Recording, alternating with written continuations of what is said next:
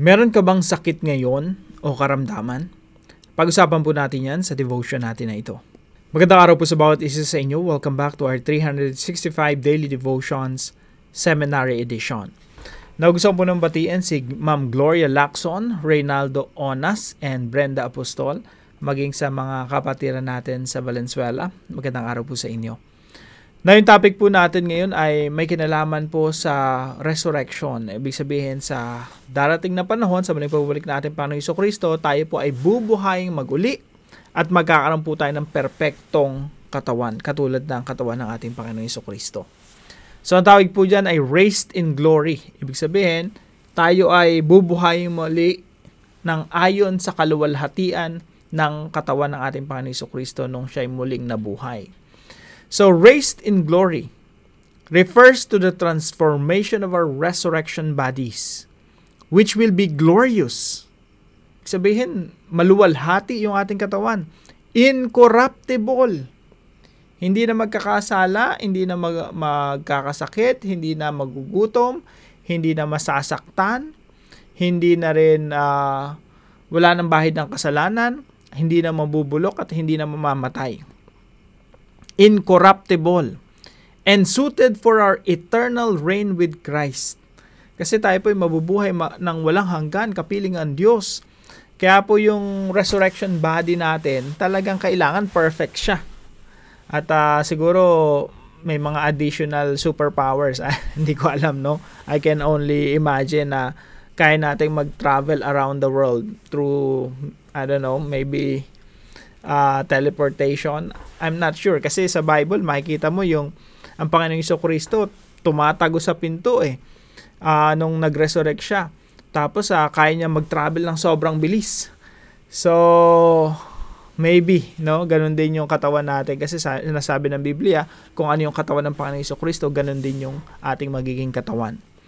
Modeled after the risen Christ. Our new bodies will reflect the beauty, strength, and splendor befitting our redeemed status as co-heirs with Him.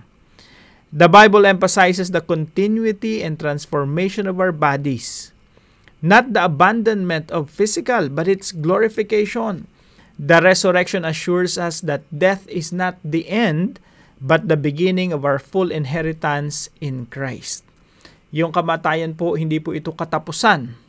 Actually, ito po ay simula ng yung paghahari natin na kasama ng ating Panginoong Jesucristo, and we will rule the whole universe. Yung buong universe po kasi ito ay pamana or kumbaga inheritance na ating Panginoong Jesucristo. At sinasabi sa Romans chapter 8 na kung anong pagmamayari ng Panginoong Jesucristo ay pagmamayari din natin. And I don't think that God created the universe na hindi natin mararating yung ibang panig ng universe. I think we can travel around the universe, not just around the world, but we can explore other galaxies. I'm not sure. Wala pa naman tayo doon, no? Pero I think nilikha ng Diyos yan para i-explore talaga natin. So ito po yung una nating katuruan ngayong araw, 1 Corinthians chapter 15 verse 42 to 43. Pakinggan po nating mabuti mga kapatid. Sabi po rito, so will it be with the resurrection of the dead. The body that is sown is perishable, it is raised imperishable. It is sown in dishonor, it is raised in glory. Kaya ito po yung topic natin ngayon, raised in glory. It is sown in weakness, it is raised in power. Gayon din naman ang muling pagkabuhay ng mga patay. Itananim na may pagkasira, binuhay na muli ng walang pagkasira. Ito ay itinanim na walang dangal. Ito ay binubuhay ng may kaluwalhatian. Itinanim na may kahinaan, muling binubuhay na may kapangyarihan.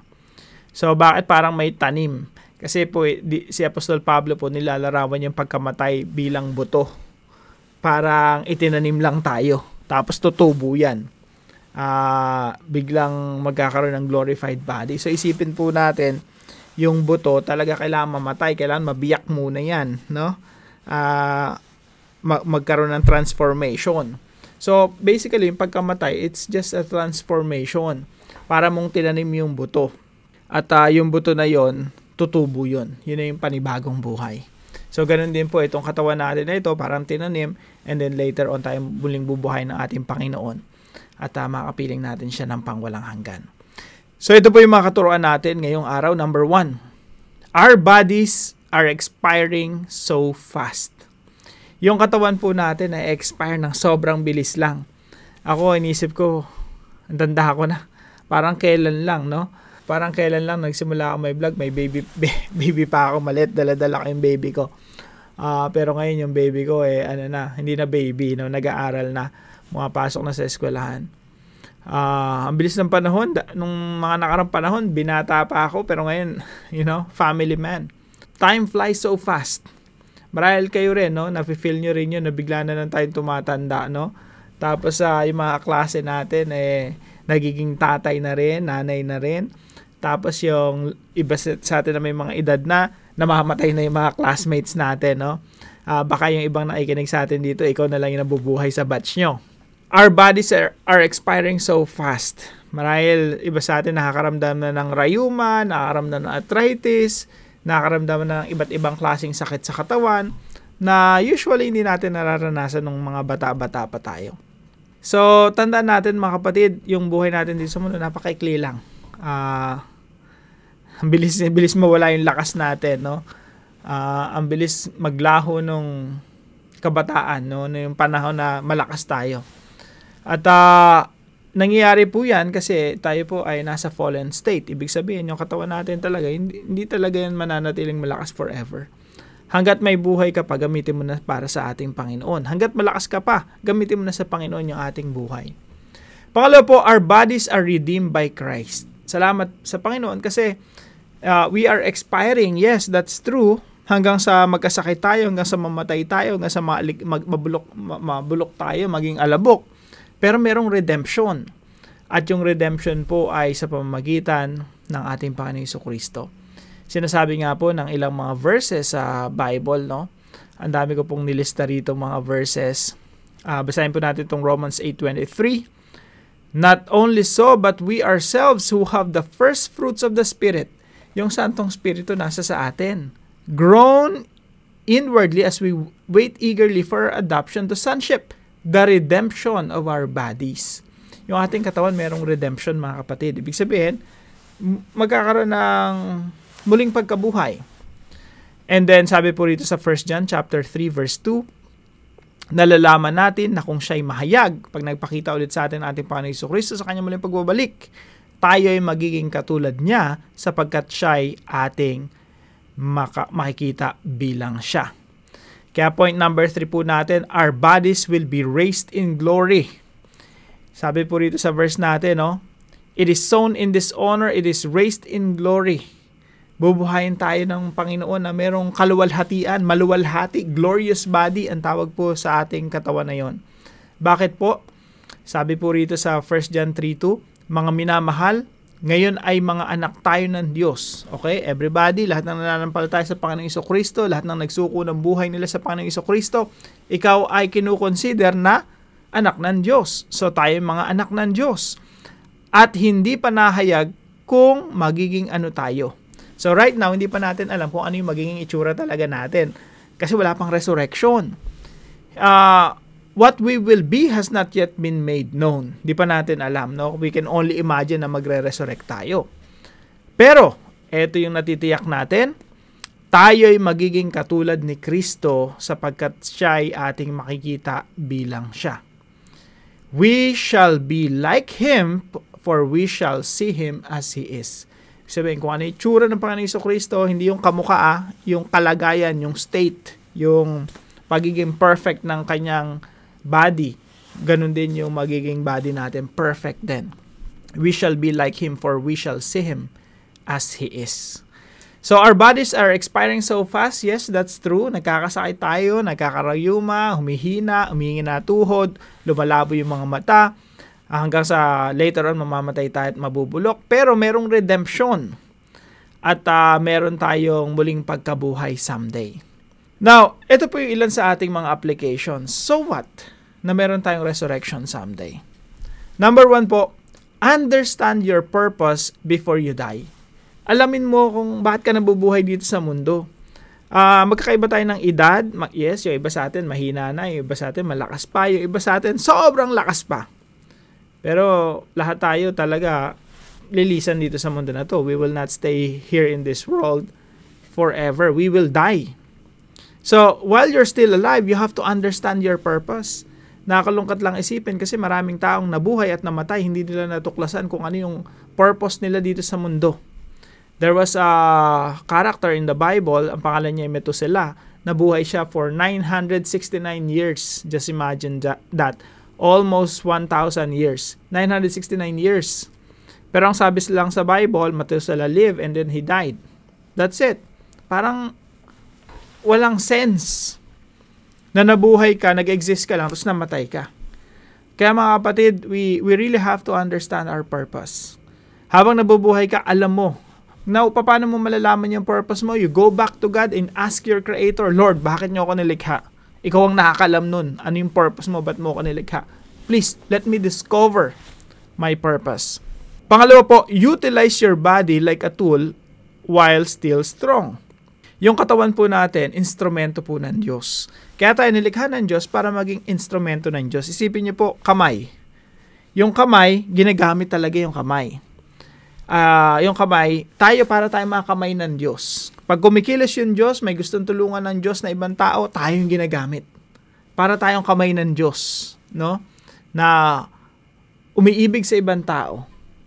Para iparamdam sa kanila yung pagmamahal ng Diyos. Sinasabi po sa Biblia, lalo sa story ng Apostol Pablo, sabi niya, this is my chosen instrument. Pinili ng Diyos maging instrumento si Apostol Pablo. So, ganun din po tayo, no? Tayo pinili ng Diyos para maging kanyang instrumento na magiging kagamit-gamit sa kanya.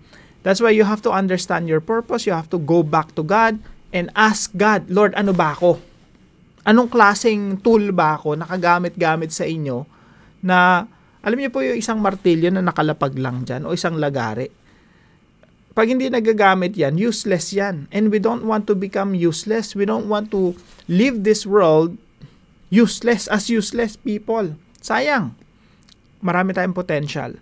And we have to go back to God. Lord, ano bang purpose ko dito sa mundo ko? Ayoko maging useless tool. Gusto kong maging useful tool for your glory. So number 3 po, unleash your potentials now for God's glory. Again, lahat po tayo merong mga potential. Marami pong nilagay ang Diyos sa atin na kakayanan na kailangan po nating magamit, may isagawa, may isakatuparan, at yung potential natin nasa sa atin yan. Ibinigay na yung Diyos sa atin yan. You just have to unleash. Isipin niyo po, nakakalungkot, no? 969 years old si Methuselah, binanggit pa sa Bible, tapos hindi man lang siya, namuhay ng may takot sa Diyos, na may pananampalataya sa Diyos at ginamit niya yung kanyang buhay, 969 years sa paglilingkod sa Panginoon. Wala man lang ganung binanggit sa buhay ni Methuselah. Hanggang sa namatay siya, yung 969th year niya dito sa mundo, namatay pa siya, probably because of the flood. Bumaha, kasi hindi siya nanampalataya sa Diyos. So, ang daming potential doon sa 969 years. Pero tayo, kahit mabubuhay lang tayo dito sa mundo ng 30 years or 30 years or so, kagaya nila Jose Rizal, si Jesus Christ, 33 years lang, no? Ang daming nangyayari. Ang daming pwedeng mangyari sa 33 years. Kahit 33 years lang ilagay mo dito sa mundo. You can be someone na malaking impact dito sa mundo na kagamit-gamit sa Diyos. You just have to discover your purpose. Pag nakita mo yung purpose mo, unleash your potential kasi may potential na binigay sa iyo ang Lord. Huwag mong hayaang hindi magamit yon. Now, para po sa ating discussion, how does the promise of being raised in glory affect your perspective on suffering, aging, and physical weakness today? Tayo po'y manalangin. Lord God, I know that someday I will grow old and become weak. My body will fail and I may become sick in a way that leads to death. I don't know the future, but I know that I'm secure in your hands. Thank you for the glorious hope that one day I will be raised in glory, free from corruption, sin, and sorrow. Help me to live today in light of that coming transformation. honoring you with my body and longing for the day when I will see you face to face. Let the hope of the resurrection renew my strength, fill my heart with joy, and steer me to love others more deeply. I pray this in Jesus' name. Amen and amen.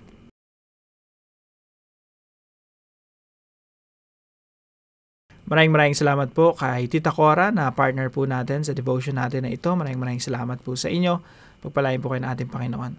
Na kung kayo po yung natutunan sa devotion natin na ito, ipalam nyo lang po sa comment section right below this video. And please don't forget to share this devotion to your family and friends. God bless you po. See you po tomorrow 5 a.m. dito sa ating Daily Devotions.